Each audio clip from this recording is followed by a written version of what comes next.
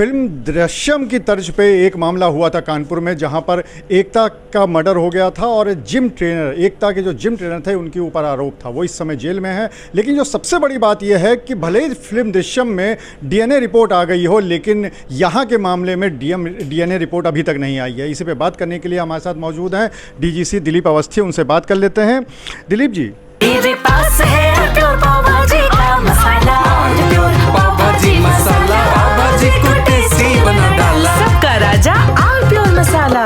1 साल होने को आया है, अभी तक पुलिस को या अभियोजन को यही नहीं पता है कि जो कंकाल मिला था वो एकता का था भी या नहीं था। डीएनए रिपोर्ट आखिर कहाँ चली गई? देखिए, ये बात तो सही है आप जो कह रहे हैं, लेकिन ये अधूरा सच है। वो कंकाल एकता का ही था, लेकिन इसको टेक्निकली साबित करने के लिए हमको डीएनए रिपोर्ट की आवश्यकता पड़ती है। जिस संबंध में डीएनए रिपोर्ट संबंध में हम लोगों द्वारा जो डीएनए भेजी गई थी उसमें लेटर भेजे गए हैं, जैसा विवेचक ने हम लोगों को सूचित किया है। और ये बहुत तेज़ी से ट्रायल चल रहा है और 2 गवाह इसमें हो भी चुके हैं, तीसरा गवाह हमारा आने वाला है, अभी 3 दिन बाद उसमें डेट लगी है।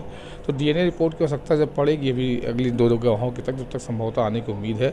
उसमें 3 पत्र जा चुके हैं और 1 पत्र अभी विवेचक द्वारा सूचित किया गया है कि वो रिमाइंडर भेज रहा है। तो हम लोग जल्द से जल्द प्रयास कर रहे हैं कि डीएनए रिपोर्ट जल्द से जल्द आ जाए। जैसे उसकी गवाही लगभग 5वें 6वां जो गवाह होगा हमारा, आवश्यकता पड़ेगी। अभी तो फैक्ट के गवाह हो रहे हैं, तो उनके बाद जब तक डीएनए की आवश्यकता पड़ेगी, जब तक संभवतः आने की उम्मीद है। विवेचक से जो कि अभी मैंने बात की थी, तो उन्होंने कहा है कि रिमाइंडर भेज रहा हूँ और जल्द से लाने का प्रयास करेंगे। हमारी पीड़ित पक्ष से बात हुई थी, काफ़ी परेशान हैं वो इस बात को लेकर, और बहुत सारे ऐसे मामले होते हैं, यहाँ पर हैं भी कानपुर शहर में, जिसमें डीएनए रिपोर्ट की आवश्यकता हुई है और वो 2 महीने या 3 महीने या 4 महीने में आ जाती है। इसमें तकरीबन 1 साल होने को आया है। तो क्या इस संबंध में, और ये मैटर ऑपरेशन कन्विक्शन में भी है, तो क्या इसके लिए क्या सरकार तक आप बात पहुँचाएंगे या सरकार तक कुछ कहेंगे? कैसे आएगी? नहीं, हम लोग तो सीधा विवेचक को पत्र लिखते हैं।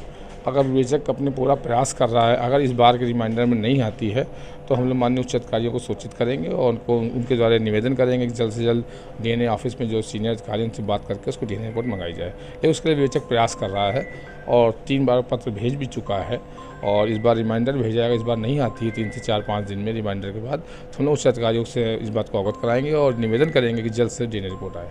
क्या डीएनए रिपोर्ट के लिए कोर्ट से भी आदेश लिया जा सकता है? जिस कोर्ट में मामला चल रहा है, क्या वहाँ पर भी एप्लीकेशन देकर कोर्ट की तरफ से आदेश किया जा सकता है कि डीएनए रिपोर्ट जल्द से जल्द भेजी जाए? नहीं, उसके लिए न्यायालय के पास तो इनहेरेंट पावर है। वो तो जब आपका मामले में आवश्यकता समझती है कि इस मामले को हल करने के लिए, इस मामले की सुविधा के लिए, इस मामले में न्याय करने के लिए किसी की आवश्यकता, तो किसी को भी तलब कर सकती है, किसी को मंगा सकती है।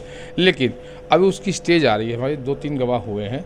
जैसे ही डीएनए की स्टेज की गवाही आ जाएगी हमारी, उसमें हम लोग इसको लेने का प्रयास करेंगे। नहीं तो न्यायालय उसमें आदेश कर सकती है। बात सही है, लेकिन ऐसी आवश्यकता पड़ेगी नहीं। हमारे विवेचक उसमें बहुत प्रॉम्प्ट है और मेहनत कर रहे हैं और हमारे उच्च अधिकारियों से अवगत कराते ही ये जल्द से जल्द रिपोर्ट आ जाएगी। तो आप थे डीजीसी दिलीप अवस्थी, जिनका ये कहना है कि डीएनए रिपोर्ट के लिए कई बार रिमाइंडर भेजा जा चुका है और जल्द से जल्द ये रिपोर्ट आ जाएगी, क्योंकि रिपोर्ट आने के बाद ही पता चल पाएगा कि आखिर वो जो कंकाल है उसके साथ सबूत तो ज़रूर मिले थे, लेकिन तब तक ये नहीं माना जाएगा जब तक कि फॉरेंसिक की ये डीएनए रिपोर्ट नहीं आ जाती और ये साबित नहीं हो जाता कि वाकई में ये कंकाल एकता का था। अनुराग अग्रवाल, TV9 कानपुर। थोड़े में ज्यादा स्वाद, यही तो है इसकी खास बात। वाओ मम्मा, क्या स्वाद है! अरे मेरे राजा, सबका राजा और प्योर मसाला।